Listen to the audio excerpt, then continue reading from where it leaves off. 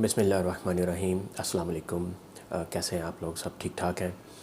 आज की हमारी इस वीडियो का मकसद निबोश का जो न्यू एग्ज़ामिनेशन पैटर्न आया है उसके बारे में जानना है।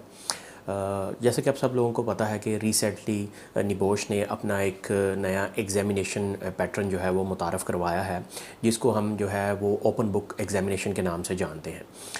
अब ओपन बुक एग्ज़ामिनेशन असल में है क्या चीज़, और इसमें अब जो सवाल की नौइयत होगी वो किस तरह की होगी, और आप इन सवालों को कैसे जो है हल कर सकते हैं, और इस एग्ज़ाम को कितनी देर में हल किया जा सकता है, और एग्ज़ाम के दौरान आप किन किन सोर्स से मदद जो है वो ले सकते हैं, और इस एग्ज़ाम को इजीली जो है वो पास कैसे किया जा सकता है। इन सब चीज़ों के बारे में जो है हम इस वीडियो के अंदर डिटेल से जो है वो डिस्कस करेंगे।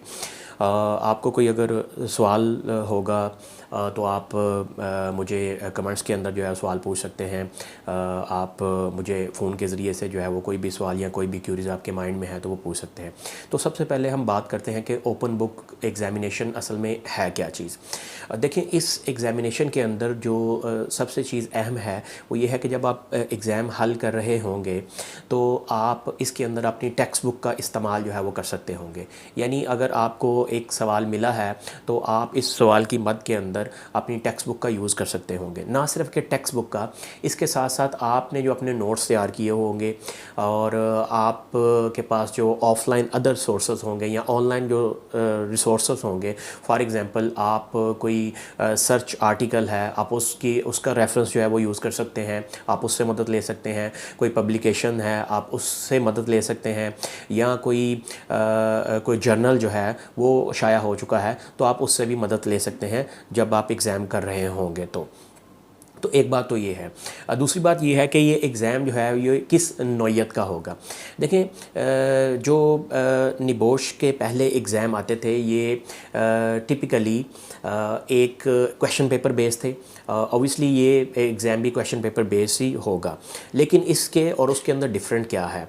अब जो पहले एग्ज़ाम होता था इसमें आप ब्रिटिश काउंसिल को इन्वॉल्व करते थे, आप जो है एक थर्ड पार्टी जो है फॉर द एग्ज़ाम एडमिनिस्ट्रेशन उसको इस्तेमाल करते थे। लेकिन ये एग्ज़ाम जो है ये आपका किसी भी ऐसी जगह पे हो सकता है जो आपके लिए कन्वीनियंट है। मिसाल के तौर पर आप अपने घर में बैठ के दे सकते हैं, मिसाल के तौर पर आप अपनी वर्क प्लेस के ऊपर जो है ये एग्ज़ाम हल कर सकते हैं।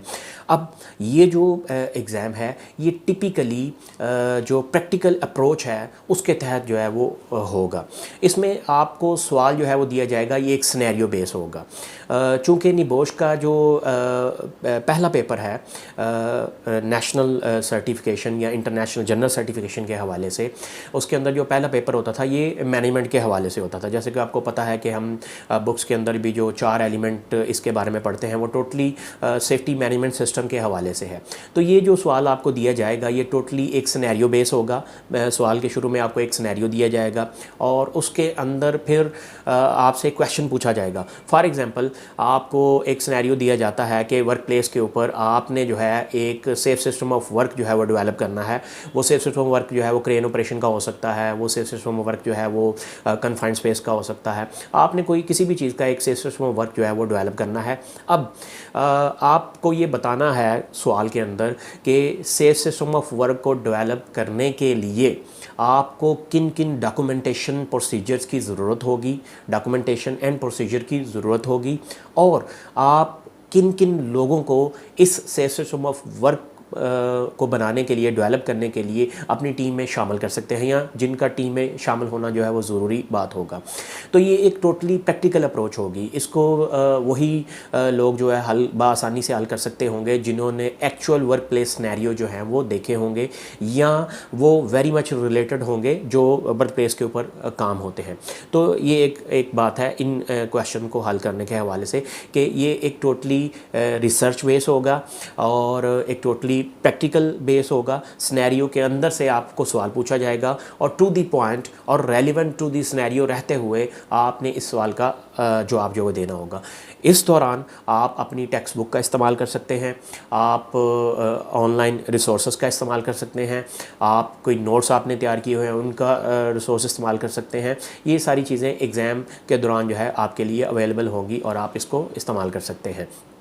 अब जब आप एग्ज़ाम हल कर रहे होंगे तो आपको 24 घंटे का टाइम जो है वो दिया जाएगा, यानी आपका एक लॉगिन पासवर्ड आईडी जो है वो जनरेट किया जाएगा, एक इंफ्रास्ट्रक्चर जो है उसके अंदर ये एग्ज़ाम हो, एक विंडो आपके लिए ओपन होगी जिसके अंदर आपने एग्ज़ाम जो है वो हल करना होगा। तो 24 घंटे का टाइम होगा। 24 घंटे से मुराद ये है कि आपको जो सवाल मिल गया है, आपको जो क्वेश्चन पेपर मिल गया है, आप उसको देख सकते होंगे और आप 24 घंटे के दौरान अपने आंसर जो है उस विंडो के अंदर जो है वो सबमिट करवा सकते होंगे। ये सवाल जो है ये रिटन बेस भी हो सकते हैं, आंसर्स आपके रिटन बेस भी हो सकते हैं और आप इसको टाइप भी कर सकते हैं अपनी विंडो के अंदर जाके। लेकिन इसको जो डेडलाइन है इसकी वो 24 घंटे की है। अब 24 घंटे से मुराद ये नहीं है कि आपने 24 घंटे लगातार जो है इसके ऊपर वो वर्किंग करनी है और लगातार आपने लिखते जाना है। 24 घंटे से मुराद ये है कि आप अपने क्वेश्चंस को, आप अपने इम्तिहान को ब्रेक डाउन कर सकते हैं मुख्तलिफ स्टेप के अंदर। मिसाल के तौर आपने 2 सवाल हल किए, उसके बाद जो है अगला सवाल आप जो है वो कुछ देर बाद जो है वो हल कर सकते हैं। लेकिन एक चीज़ जो आपने अपने माइंड में रखनी होगी वो ये है कि इन इम्तिहान के दौरान आप किसी भी थर्ड पार्टी का अपने दूसरे दोस्त का जो इम्तिहान दे रहा होगा उससे मदद नहीं ले सकते, आप अपनी किसी फैमिली मेम्बर से मदद नहीं ले सकते होगे, आप अपने ट्यूटर से मदद नहीं ले सकते होगे। ये टोटली आपका अपना वर्क होगा और टोटली आपके अपने अल्फाज में होगा और टोटली जो है ये रिसर्च बेस होगा।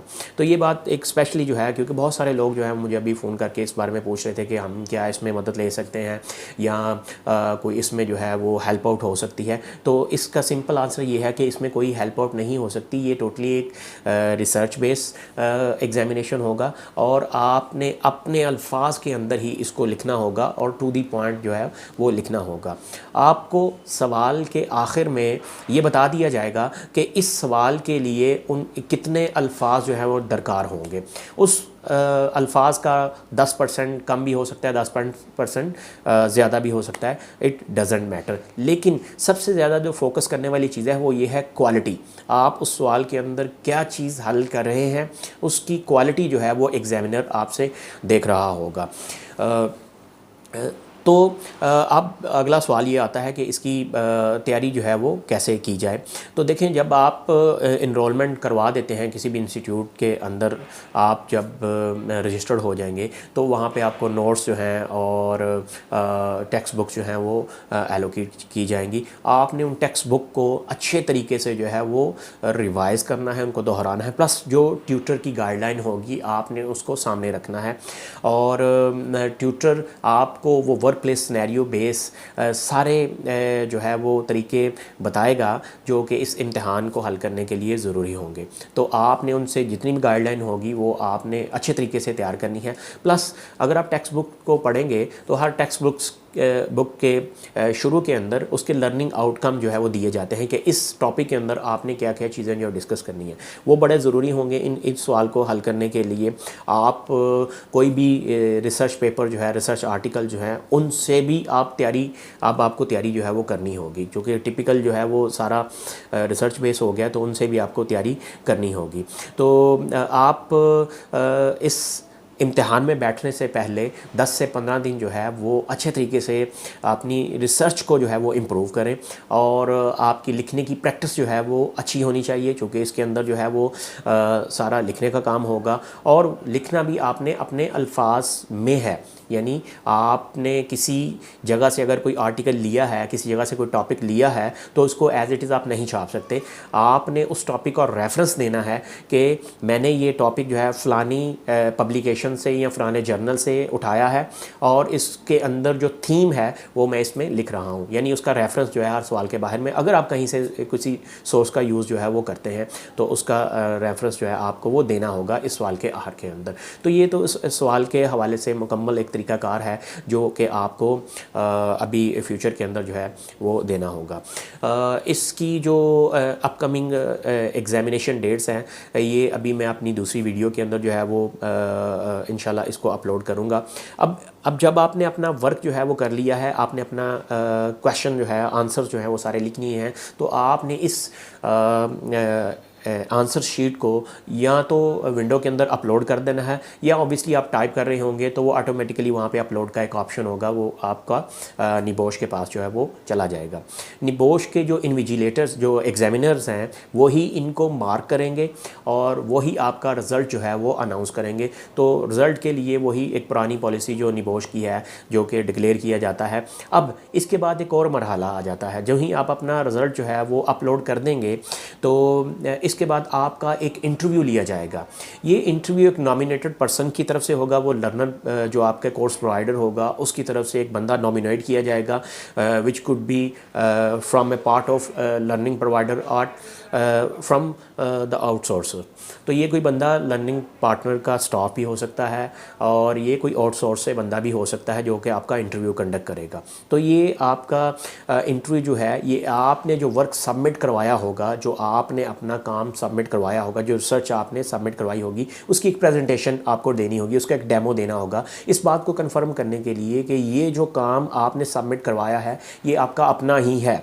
आपने इससे किसी से इसमें किसी थर्ड पार्टी अपने दोस्त की या किसी सीनियर्स की मदद नहीं ली, ये आपका अपना काम है और उसको आपने अब इंटरव्यूअर के सामने रिप्रेजेंट करना होगा। इंटरव्यू जो है ये एग्ज़ाम का पार्ट तो नहीं है, लेकिन ये बहुत सारी चीज़ें जो है वो क्लियर कर रहा होगा कि इसमें कहीं पे आपने मेल प्रैक्टिस तो नहीं की, कहीं पे आपने जो है वो थर्ड पार्टी से कोई मदद तो नहीं हासिल की। तो ये बहुत सारी चीज़ें जो है इसमें वो क्लैरिफिकेशन आपकी जो है वो कर रही होंगी। इंटरव्यू के अंदर इंटरव्यू सिंपल आपसे आपकी आइडेंटिटी के मतलब जो है वो पूछेगा, आपको अपना लाइसेंस या आपकी कोई भी आइडेंटिटी जिससे ये प्रूव हो सके कि ये आप ही हैं वो दिखाना होगा। और इसके बाद आपके रूम का जायज़ा लिया जा सकता है कि रूम के अंदर कैसा एटमॉस्फेयर है, कोई और बंदा रूम के अंदर मौजूद तो नहीं है जो कि आपको गाइडलाइन जो है इंटरव्यू के हवाले से फराहम कर रहा हो। और सबसे अहम चीज़, जो सवाल आपने हल किए हैं उनके मतलब एक सरसरी सा आपसे एक्सप्लेनेशन या एक डिटेल्ड डिस्क्रिप्शन जो है एलेबोरेशन जो है वो भी आपसे पूछी जा सकती है कि ये काम आपने कैसे किया और इसके अंदर जो है ये इम्तिहान आपने कैसे पास किया, कैसे किया और इसके अंदर जो चीज़ें आपने इस्तेमाल की वो क्या क्या थी और कहाँ से सोर्स जो है आपने इस्तेमाल किए। यानी इस बात को आपने प्रूव करना है कि ये जो काम था ये आपका अपना ही था। ये वीडियो जो ये इंटरव्यू जो है वो थ्रू किसी भी वीडियो लिंक के ज़रिए से आपसे किया जाएगा और ये टेलीफोनिक बिल्कुल नहीं होगा। इसके अंदर आप लाइव जो है वो डिस्कशन जो है वो कर रहे होंगे इंटरव्यू के साथ, और ये पॉसिबिलिटी भी हो सकती है कि आप कोर्स प्रोवाइडर के पास जाएं और वहाँ पे भी ये इंटरव्यू कंडक्ट कर सकें, लेकिन वो भी रिकॉर्डेड होगा। तो ये टोटली इंटरव्यू जो है एक रिकॉर्डेड फॉर्म के अंदर जो है आपको वो करना होगा। इसके बाद वो इंटरव्यू जो है अगर तो आपका हैप्पी है तो रिज़ल्ट जो है वो आपका अनाउंस कर दिया जाएगा, लेकिन वो इंटरव्यू इसके बारे में कुछ भी आपको नहीं बताएगा कि आपका इंटरव्यू अच्छा रहा है या आपका इंटरव्यू बहुत ख़राब रहा है। ये निबोश ही कंफर्म करेगा, क्योंकि आपकी रिपोर्ट जो है वो निबोश को डायरेक्टली सबमिट होगी और वहीं से ही आपका रिज़ल्ट जो है फाइनल रिज़ल्ट जो है वो आपका डिक्लेयर होगा। तो ये कुछ बातें हैं जो कि नए ओपन बुक एग्जामिनेशन के हवाले से अभी मार्केट के अंदर हैं, और फर्दर डिटेल जो है फर्दर गाइडलाइन जो है ये रजिस्ट्रेशन प्रोसेस कैसे ओपन होगा और एहसास की क्लासेस जो हैं वो कब ओपन होगी, इसके बारे में भी आपको फर्दर नेक्स्ट वीडियो के अंदर इंशाल्लाह बता दिया जाएगा। और आपको अगर कोई सवाल इस में पूछना होगा तो आप मुझे कमेंट्स के अंदर जो है वो पूछ सकते हैं। आप जो है किसी भी किस्म का आपके माइंड के अंदर सवाल है तो अभी आप पूछ सकते हैं। तो आज तक के लिए इतना ही। अल्लाह हाफ़िज़।